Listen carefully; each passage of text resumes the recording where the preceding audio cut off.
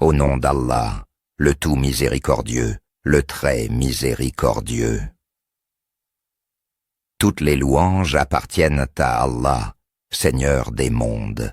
Que la paix et les bénédictions soient sur son prophète Muhammad, sur sa famille, ses compagnons et sur tous ceux qui suivent sa voie, avec droiture, jusqu'au jour dernier. À la Mecque, une ancienne coutume voulait que les nobles familles confient leurs nouveau-nés à des nourrices du désert.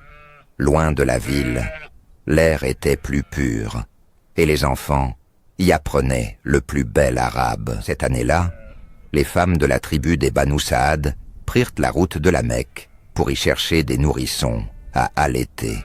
Parmi elles, une femme pauvre dont le nom allait traverser les siècles. Je m'appelle Halima, fille d'Abu Douaïb, de la tribu des Banu Saad. Cette année-là, la famine avait tout brûlé. Nous n'avions presque plus rien. Je partis avec mon mari et mon petit garçon que j'allaitais encore. Mais la faim m'avait tari. Je n'avais pas assez de lait pour lui. La nuit, ses pleurs me déchiraient le cœur. Je montais une ânesse blanchâtre si faible, si épuisée, qu'elle retardait tout le convoi. Les autres femmes me lançaient. « Dépêche-toi, Halima, tu nous retardes. » Nous avions aussi une vieille chamelle, mais elle ne donnait plus une seule goutte de lait.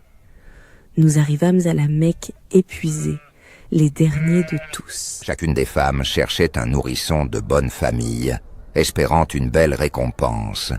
Mais un enfant fut présenté à toutes, et toutes le refusèrent, car c'était un orphelin. Son père était mort avant sa naissance, et une nourrice espérait la récompense d'un père. Que pouvait donner un orphelin? Alors on l'écartait. Moi aussi, au début, je cherchais un enfant de riche famille, mais je fus la seule à ne rien trouver. Toutes mes compagnes avaient repris un nourrisson. Moi, mes bras étaient larves vides. Je ne supportais pas l'idée de rentrer les mains vides, seule de toutes les femmes. Alors je dis à mon mari, « Par Allah, je retournerai vers cet orphelin que toutes ont refusé, et je le prendrai. » Mon mari, Al-Harith, me regarda et approuva. Il me dit avec douceur, « Fais-le si tu le veux. Peut-être qu'Allah placera pour nous une bénédiction dans cet enfant. » Ces mots résonnèrent en moi comme un pressentiment. Sans le savoir, mon mari venait de prononcer une vérité qui allait bouleverser toute notre vie. Je retournai donc vers la maison où reposait l'enfant que nul n'avait voulu. Personne d'autre que moi ne l'avait pris. Et cela, je le compris plus tard. C'était déjà une faveur du ciel. On me conduisit à lui. Il était là, enveloppé dans des langes de laine blanche, dormant sous une couverture de soie verte. Un parfum de musc autour de lui. Je me penchai doucement vers lui. Mon cœur se serra d'une tendresse que je ne m'expliquais pas. Et au moment où j'allais le prendre contre moi, ce qui se produisit alors dépassa tout ce que j'avais connu. Une bénédiction descendit sur nous, immédiate, éclatante.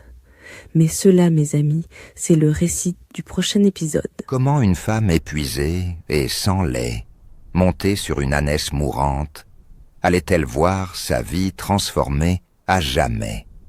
La réponse dans le prochain épisode à suivre. Et notre dernière invocation est « Louange à Allah, Seigneur des mondes ».